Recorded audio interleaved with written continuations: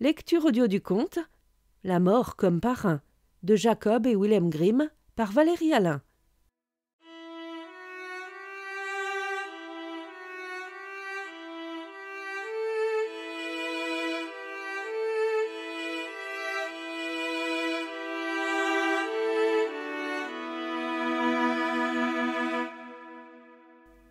Il était un homme pauvre qui avait 12 enfants et qui devait travailler jour et nuit pour pouvoir leur donner ne serait-ce que du pain.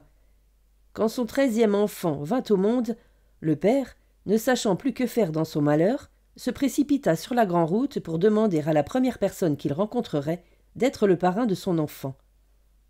Le premier qu'il rencontra, c'était le bon Dieu. Il savait déjà ce que l'homme avait sur le cœur, et il lui parla ainsi. « Pauvre homme, j'ai pitié de toi. Je veux bien porter ton enfant sur les fonts baptismaux, prendre soin de lui et le rendre heureux sur terre. »« Qui es-tu » demanda l'homme. « Je suis le bon Dieu. »« Alors je ne veux pas de toi comme parrain, dit l'homme. Tu donnes aux riches et tu laisses le pauvre mourir de faim. » L'homme parla ainsi parce qu'il ne savait pas que Dieu distribue avec sagesse la pauvreté et la richesse. Il se détourna donc du Seigneur et poursuivit son chemin. Alors le diable s'approcha et lui dit « Que cherches-tu ? Si tu me prends comme parrain pour ton enfant, je lui donnerai de l'or en abondance, et tous les plaisirs du monde par-dessus le marché. »« Qui es-tu » demanda l'homme. « Je suis le diable. »« Alors je ne veux pas de toi comme parrain, dit l'homme. Tu trompes et tu séduis les hommes. » Il poursuivit son chemin, et voilà que la mort, aux jambes osseuses, se dirigea vers lui et lui dit « Prends-moi comme parrain. »« Qui es-tu » demanda l'homme. « Je suis la mort, qui rend tous les hommes égaux. »« Tu es la personne qu'il me faut, dit alors l'homme. Tu viens chercher le riche comme le pauvre sans faire de différence. C'est toi qui seras le parrain. Je rendrai ton enfant riche et célèbre, car celui qui m'a pour ami, rien ne peut lui manquer. Le baptême aura lieu dimanche prochain. Sois là à l'heure, dit l'homme. La mort apparut comme elle l'avait promis, et remplit très convenablement ses devoirs de parrain. Quand le garçon eut grandi, son parrain apparut un jour et lui ordonna de le suivre. Il l'emmena dehors, dans la forêt, et lui montra une herbe qui poussait en lui disant « À présent, tu vas recevoir ton cadeau de baptême. Je vais faire de toi un médecin célèbre. Quand on t'appellera au chevet d'un malade, je t'apparaîtrai à chaque fois. Si je me trouve près de la tête du malade, tu pourras dire avec assurance que tu le guériras et que tu lui donneras de cette herbe. Alors il retrouvera la santé. Mais si je me trouve près des pieds du malade, alors il est à moi, et tu devras dire que tout remède est vain et qu'aucun médecin au monde ne peut le sauver. Mais garde-toi bien d'utiliser cette herbe contre mon gré. Tu aurais de sérieux ennuis. » Il ne se passa pas longtemps avant que le jeune homme devint le médecin le plus célèbre dans le monde entier.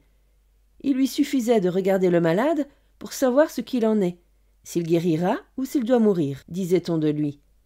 Les gens venaient de loin pour le trouver, l'emmenaient au chevet des malades et lui donnaient tant d'or qu'il devint bientôt un homme riche. Voilà qu'un jour le roi tomba malade. On appela le médecin pour qu'il dise s'il y avait un espoir de guérison.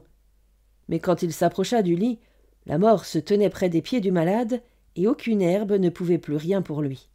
« Si seulement je pouvais tromper la mort, ne serait-ce qu'une fois, » se dit le médecin. « Certes, elle le prendra mal, mais comme je suis son filleul, elle fermera sans doute les yeux là-dessus. Je vais tenter ma chance. » Il prit alors le malade et l'allongea dans l'autre sens, de façon à ce que la mort se trouve près de la tête. Puis il lui donna de son herbe, et le roi se rétablit et recouvra la santé. Quant à la mort, elle vint trouver le médecin, l'air fâché et sombre, et lui dit « Tu m'as trompé. Cette fois je fermerai les yeux là-dessus, parce que tu es mon filleul. Mais si tu oses recommencer, tu auras des ennuis, et c'est toi que j'emmènerai. » Peu après, c'est la fille du roi qui fut atteinte d'une grave maladie. C'était sa fille unique, et le roi pleurait jour et nuit, à tel point qu'il en perdit la vue. Il fit savoir que celui qui sauverait sa fille de la mort deviendrait son époux et hériterait de la couronne. Quand il arriva au chevet de la malade, le médecin vit la mort, qui se tenait près de ses pieds. Il aurait dû se souvenir de la menace de son parrain, mais la grande beauté de la fille du roi et sa joie à l'idée de devenir son époux lui firent perdre la tête à tel point qu'il en oublia de penser. Il ne vit pas la mort lui jeter des regards furieux, lever le bras et le menacer de son poing émacié. Il souleva la malade et mit sa tête à la place de ses pieds. Puis il lui donna de son herbe, et aussitôt le rouge revint aux joues de la jeune fille, et la vie se remit à palpiter en elle. La mort, se voyant dérobée pour la seconde fois ce qui lui appartenait, s'approcha du médecin à grands pas et lui parla ainsi. « C'en est fini de toi, et à présent ton tour est venu. » Elle l'agrippa si fort de sa main glaciale qu'il ne put lui résister, et le conduisit dans une caverne souterraine. Il vit alors des milliers et des milliers de bougies allumées, alignées en rangées, dont on ne voyait pas la fin. Certaines étaient grandes, d'autres moyennes, et d'autres toutes petites. À chaque instant, certaines s'éteignaient, et d'autres s'allumaient de nouveau, de sorte que les petites flammes semblaient sautiller de ci de là dans un mouvement incessant. « Tu vois, dit la mort, ces bougies sont les vies des hommes. Les grandes appartiennent à des enfants, les moyennes à des personnes mariées, qui sont dans la fleur de l'âge, et les petites appartiennent à des vieillards. Mais il arrive souvent que des enfants et des personnes jeunes n'aient qu'une petite bougie. »« Montre-moi la mienne, dit le médecin, croyant qu'elle était encore grande.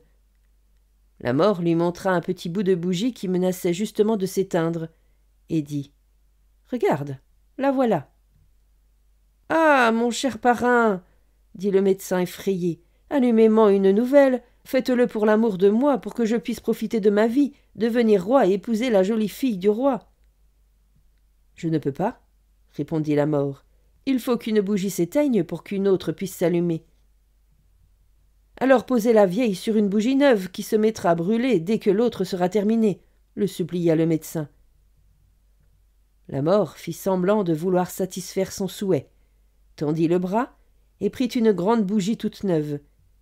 Mais comme elle voulait se venger, elle fit exprès d'être maladroite en remplaçant la bougie, et le petit morceau se renversa et s'éteignit. Le médecin s'effondra aussitôt par terre. À présent, il était lui-même tombé entre les mains de la mort.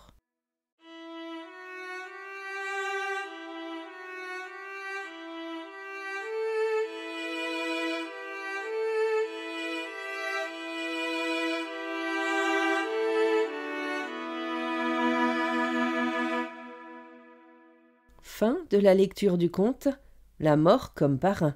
Merci de votre écoute, je vous rends vos oreilles, cœur avec les doigts.